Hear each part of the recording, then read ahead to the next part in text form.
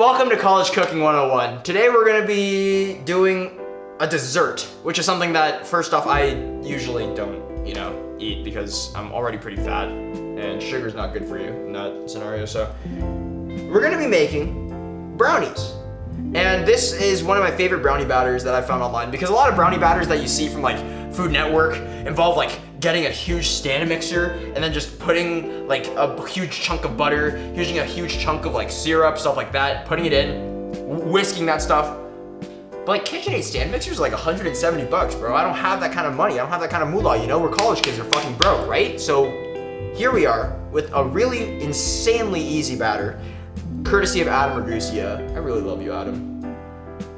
I want to feel you deep inside. So since this is a really simple recipe, we're just gonna go ahead and like speed run through it because there's not really much to see. So we're gonna go ahead and we have our huge pan over here that we're gonna heat up to. Can you tell us the ingredients as well? Oh, I mean, we got all the ingredients right here, man. We got some cocoa powder. We got a whole stick of butter, sugar, confectioner's sugar, vanilla extract. We got some condensed milk, and of course we need flour. Egg yolk, only egg yolk. All right, so we're gonna go ahead and start the process. So over here I have a whole stick of butter. Butter goes in first, and we're just gonna let it melt and brown. I actually think this is really nice as well, because then you don't need to necessarily whip the butter like you usually do with more traditional brownie recipes. So over here we're just literally letting it melt, and we're just gonna wait for it to melt. It's like watching paint dry. All right, so it's been a while. Our butter is starting to, as you can see underneath the layer of foam, it is kind of starting to like bubble, and kind of like everything is boiled off to like the water extent. Notice how it is legitimately becoming a more brown color. As you notice, our butter is sufficiently brown, so we're gonna go ahead and add half a cup. Half a cup, we did it. We don't need to go, we are just all around pure genius here. So this is a quarter of a cup, and then we're gonna add half a cup. I'm gonna turn this off for now because our butter is already very hot, so we don't necessarily want this to like burn. Add that in there. Add another half a cup. Looks. Kind of stir that in together. Kind of get everything evenly incorporated. Since now we have the butter, we have the cocoa powder and everything incorporated, we're gonna go ahead and add in our milk, or not milk, condensed milk. Just look at that. Whew. Scoop in and whisk it in.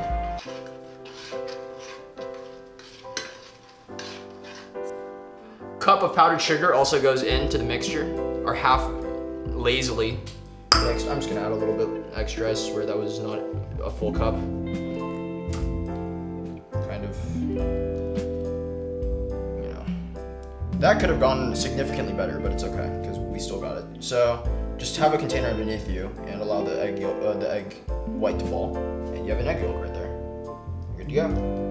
But we use a shit ton of powdered sugar, and we use the condensed milk, both of which actually provide enough substance for this really insanely sweet recipe. You can literally just look at it. Like, this is a lot of... And don't worry, solids usually do appear by this point because you're mixing in a ton of dry ingredients. Don't worry too much about it. By the time we get to the flour stage, you're gonna notice that it becomes relatively smooth enough, and either way, in the finished product, there's not gonna be any lumps that you have to worry about. So just whisk to the best of your ability. It doesn't have to be completely smooth. As you can see, it's starting to actually kind of look like a batter already. We're just missing one key thing that's gonna make it batter, and that's flour. 3/4 cup of flour go into the mixture. That's 1/4, 2/4, 3/4. Around 2 tablespoons of vanilla going. Okay, here we go.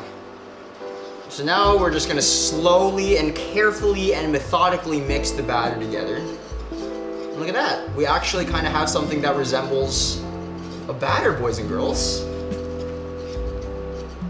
And I know they don't tell you to taste batter, but every once in a while, a tiny bit of batter does not hurt. Now we gotta bake, because our batter's ready and our oven's ready, and there's only one logical step left. Here it is. Here's a baking vessel because we don't have a baking tray. It's the only thing that is really oven safe right now. We'll use it. Brownie batter kind of sticks everywhere. There we go. And you can also just like flatten it out to your liking, right? I know.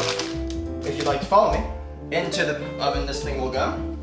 Baked at 325, wait 25 to 30 minutes. And you should have yourself some pretty nice brownies. The middle rack is nice.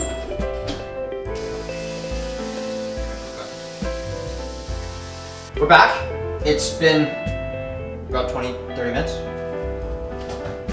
And our brownies should be ready. I'm gonna go ahead and wash my hand. Yep.